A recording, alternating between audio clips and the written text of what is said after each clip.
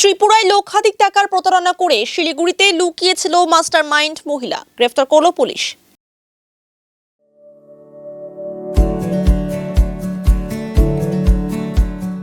Pamper, not just a hospital, but a mother.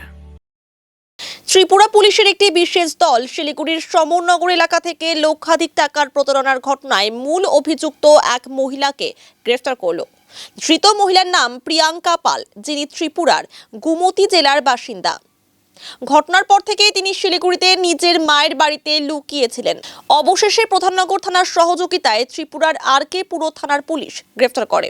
গত বছর ত্রিপুরার একটি বেসরকারি ব্যাংকের এক কর্মচারীর সহায়তায় প্রিয়াঙ্কা পাল তার স্বামী ও আরেকজন মিলে প্রায় 25,50,000 টাকা এক ব্যক্তির ব্যাংক অ্যাকাউন্ট থেকে তুলে নেয়। পরবর্তীতে এই টাকা বিভিন্ন অ্যাকাউন্টে স্থানান্তর করে একটি ব্যবসায় লগ্নি করা হয়। তবে প্রতারণার বিষয়টি ধরা পড়তেই ব্যক্তি 2025 সালের 9 জানুয়ারি ত্রিপুরার আর.কে. পুর থানায় লিখিত অভিযোগ দায়ের করেন।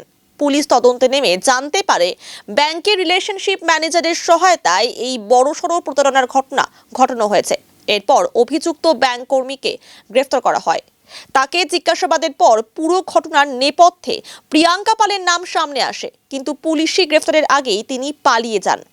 মোবাইল টাওয়ারের লোকেশন ট্র্যাক করে গতকাল ত্রিপুরা পুলিশ তাকে শিলিগুড়ি থেকে গ্রেফতার করে। আজ প্রিয়াঙ্কা পালকে শিলিগুড়ি আদালতে তোলা হয়েছে। ট্রানজিট রিমান্ডে তাকে ত্রিপুরায় নিয়ে যাওয়া হচ্ছে।